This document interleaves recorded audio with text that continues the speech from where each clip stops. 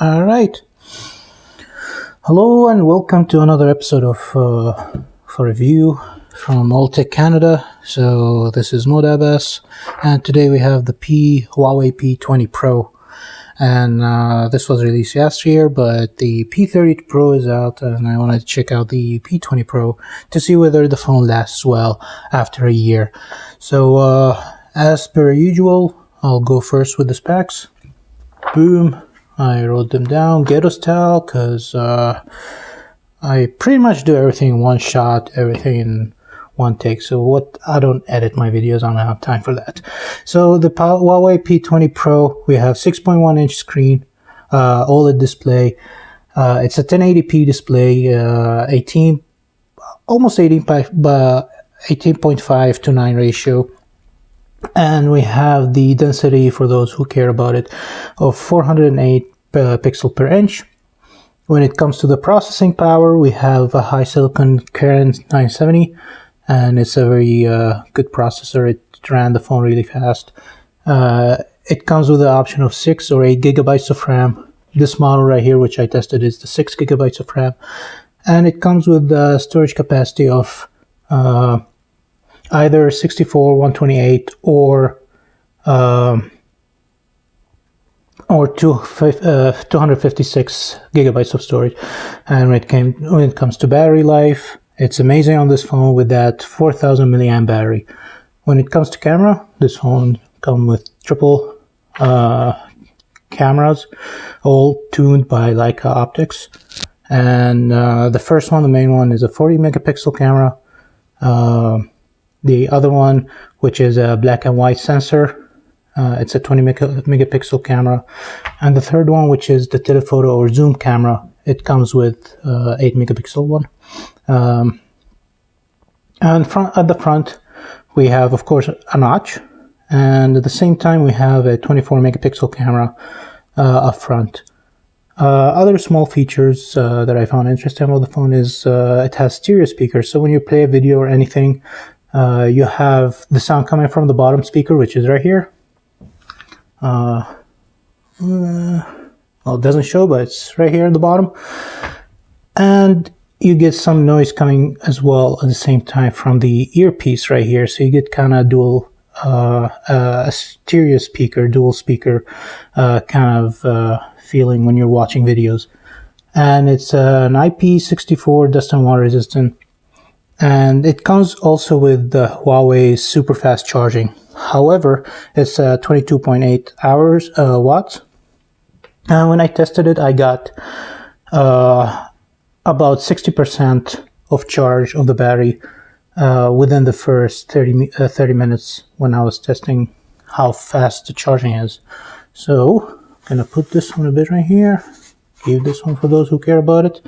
However, for the fast charging, you need to use Huawei charger, and also you need to use Huawei USB cable, which comes with a small purple inlet right here.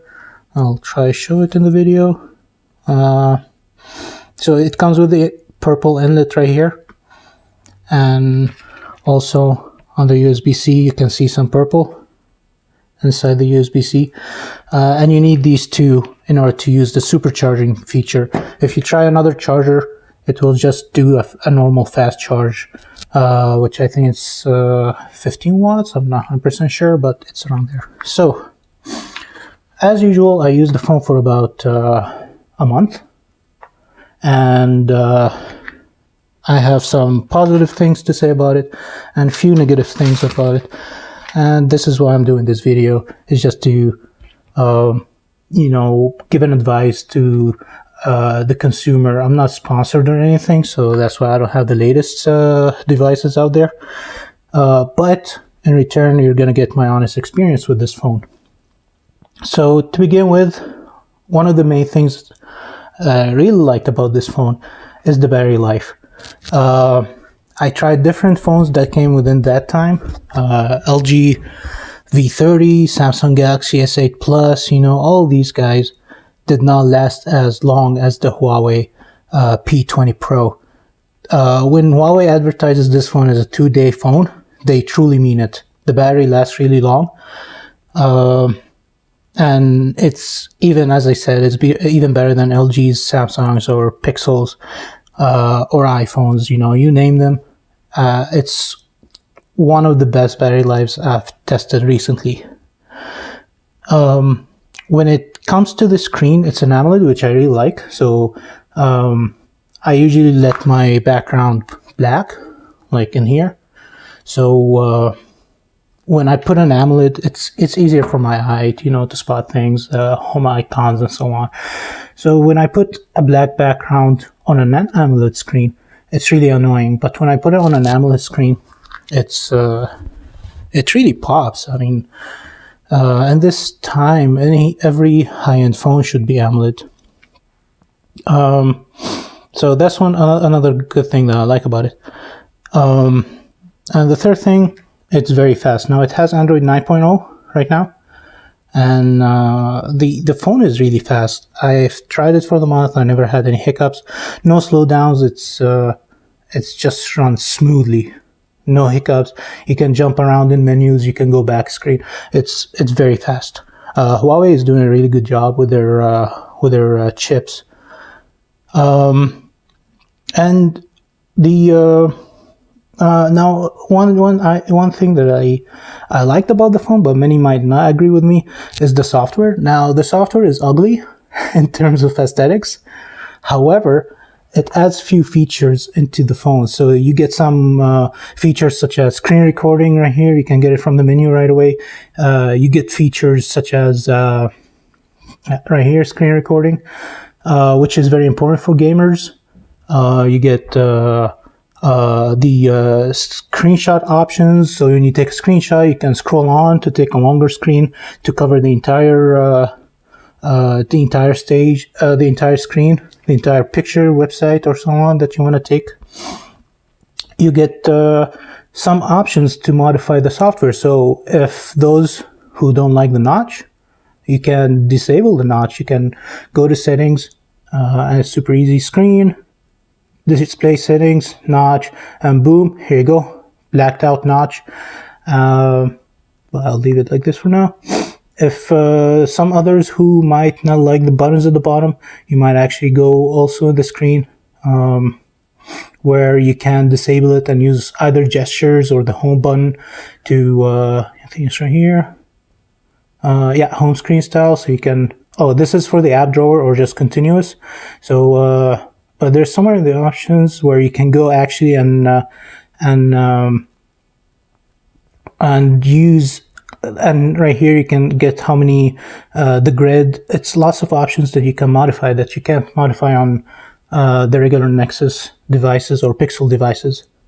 And as I said, if you don't like the three buttons at the bottom, you can disable them, either use gestures or use the home button. So one tap goes back, swiping on the home button gets you to the menus, to the app menus, and so on. Long press gets you to a home button, and so on and so forth.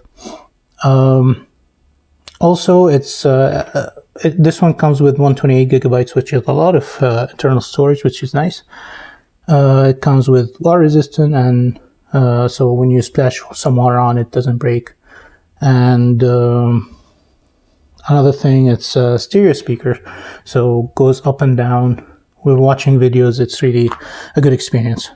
Now, these are the good parts about me using this, about the good parts that I liked about using this phone. However, just like any phone, nothing is perfect. And also, yeah, the camera is really amazing on it. So it's one of the best cameras I've tried in a phone that's like a year old or so. Camera, another great feature. Now I use the phone, I resetted everything because I don't want to have any accidental private, as I said earlier in the video. I just do one shot once and I post it right away. So to make sure I don't get any private info out on YouTube, I just reset the phone before I do a review about it. So to the negative parts about the phone. The first thing, as you noticed, I jacked up the brightness to the max because the phone has a tendency to hunt for low brightness, and I think that's to keep the battery life as long as possible. Another thing that I also to keep the battery as long as possible is that the apps turn off really fast. So a lot of times I'm on Chrome browsing something, and then I jump back and forth to another app, maybe to the camera or so on, and then I go back to the for example Twitter or Chrome, which I was using not too long time ago, and the app restarts again, and that pisses me off because the phone has tons of RAM. So when you go, you already have 3.6. Oops, that was about to fall. So you already have more than 3 gigabytes of RAM available, and still the phone tends to shut down the apps really fast. So which brings the question, if the phone is going to shut down the apps really fast, what's the point of having so much RAM in it? That's one of the things that pissed me off about this phone, the tendency to shut down apps really fast. Another one is the lack of headphone jack. Now, I know a lot of you would say, "Oh, Bluetooth, blah, blah." Bluetooth is not the solution. For which, since it's not really, at this point, it's not that developed to be the solution. And using the dumb adapters is also not a solution, especially in this case where Huawei. So I have this adapter, it's from phone, which I'm going to give a review soon about. And when you plug it, the phone doesn't like it. So here you go, I plug it, and then a few seconds later, boom, non-certified Type-C, which is annoying because, you know, there is no standard of the USB Type-C adapter at the moment, and you have to use whatever. Now it works, but even though they tell you it's not certified, it works. I tried it and it's okay. But when Huawei tell you to buy their own stuff, it's just not cool, you know. Like, just give us a headphone jack, because all headphones come with headphone jack. None of the headphones come with USB-C adapters. And it's really annoying. And Bluetooth is not, to this point, is not very established. So if you go outside, you're going to get some lag or cutting off, you know, anything. Bluetooth is not well developed to this point to replace the headphone jack. That's a fact. And I still prefer using a headphone jack. For me, when I get a phone like this one with no headphone jack, I just end by using any headphones. I go back to a Samsung to watch media and listen to music instead. Another thing that might bother me is the storage expansion. So, no SD card. That didn't bother me much, since this one has a lot of storage in it. 128 gigabytes is a lot of storage. But a lot of you who take photos and then want to transfer them to their laptops and so on, especially with this one, it takes great photos. Some might not like it. Some because you need to do it wirelessly or using the wire, and then hope Windows or Apple Macs accept the storage and so on. It's a more difficult solution than just putting an SD card, putting the photos on that SD card, and then transfer it, you know. Also no wireless charging, which another thing that didn't bother me, but hey, it's not there. And there are a few software annoyances, as I said earlier. So for example, as I said earlier, you know, when you have the icons are a bit ugly to watch, the entire thing looks cartoonish. Another thing, when you have the lock screen, so when you have the lock screen on, and you get a notification, you can't do much with the notification except, you know, look at it. And while on other Androids, such as Pixel phones and so on, you can actually reply or dismiss, or, you know, well, you can dismiss with this one, but you can mark as read, or, you know, do something with it. Something that you can't do with this one, and you don't even have the option. Now with other phones, you have the option to make it. You can't do anything if the phone is locked, but but you can disable or enable. With this one, you can't do anything. It's just there. You have to unlock the phone to reply, to respond, or anything with the message. Even worse, to get any toggles of these guys up there, which you can do with any Android when it's lock screen. You cannot do it with the Huawei. So if let's say you want to turn the flashlight real fast, you have to unlock the phone, turn the flashlight, then whenever you were done, go back and unlock the phone again and disable the flashlight, which is kind of a bit of annoying. It's not a big deal, but it's extra steps that they could have eliminated. And another thing that I didn't like is the placement, but this is personal. I don't like front fingerprint scanners. I have big hands, so when I try to do the fingerprint, as you can see, it goes all over the screen and you get those random presses. And it happened quite a lot with me when, I want to unlock the phone, and instead, when it's locked, you get a touch on the screen rather than actual fingerprint reading, which is annoying in some cases. It's not a deal breaker, but it's another thing that I prefer. Back fingerprint scanners. That's a personal thing because I have big hands, have big thumb. Press the thumb, the whole thing is covered, and I was sometimes touching the screen accidentally and getting random touches on the screen, which is annoying. My last thing that I did like about the phone, now the camera is amazing, no doubt about it. Gives you tons of options like zooming and so on, low light shots, all these great options you get right here. So you get portrait, night shots, and it explains to you. So if you want to go, let's say you want to know what portrait is, you just go here on the info, it tells you all the information about it and how to use it.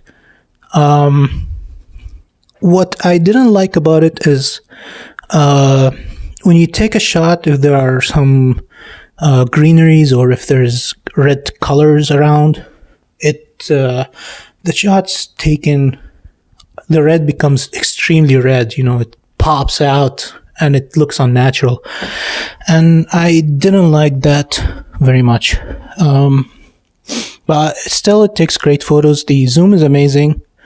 And also one thing about the camera, in a lot of cases when you're taking a normal shot, if it's do not cover the lenses, if the shot is a bit dark, I'll try to simulate a bit dark environment. It doesn't take a shot. You're used to Samsung and so on, you take a shot and that's it, you leave. But with this one, if the conditions are not ideal, it tells you to hold the camera still. Here you go, sharpening the photo, please steady your device. And, in a lot of cases, I'm not used to that. I'm used to take a picture and that's it, you leave. Unless it's the special mode where it tells you to, hold it, that you have to hold it still to do it. But with this one, okay, battery's low.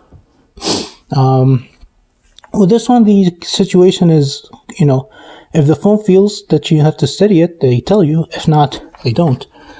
Which is annoying because you can't tell whether you have to wait longer to take another shot or move the device, turn it on, turn it off, or anything, or wait till study the picture for the sharpening thing, which bothered me a bit.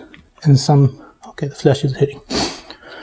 Yeah, sharpening picture, please study your device. It's very random. It's not at any, it's when the phone feels like it, they give you the message. But the thing is, in many cases, you're not ready for that.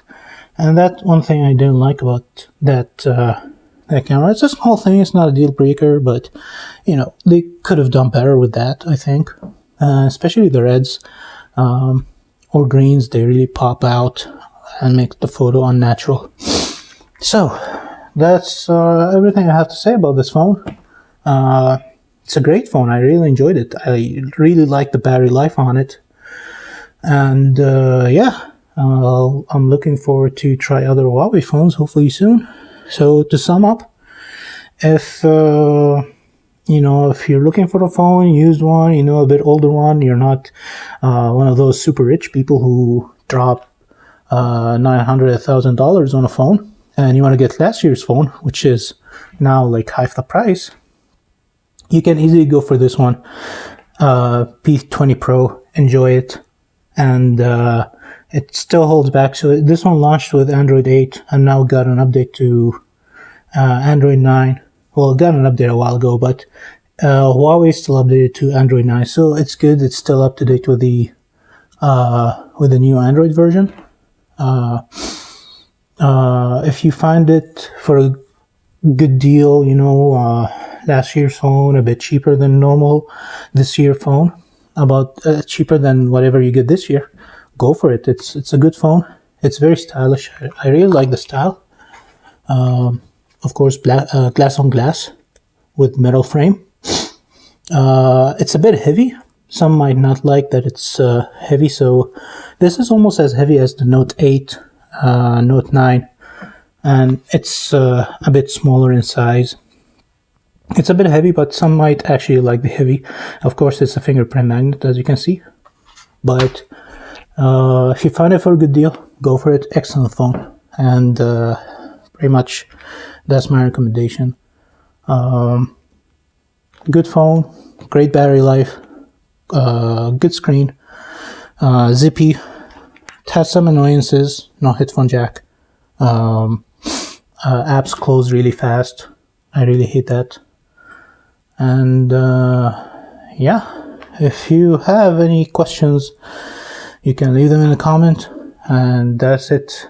That's everything I have to say for this phone. And yeah, you can hit me at Alltech Canada, or you can leave a question in the comments if you have any questions. And that's it for me right now. This has been Mohd Abbas, and this is my review, my opinion, using the Huawei P20 Pro. Peace.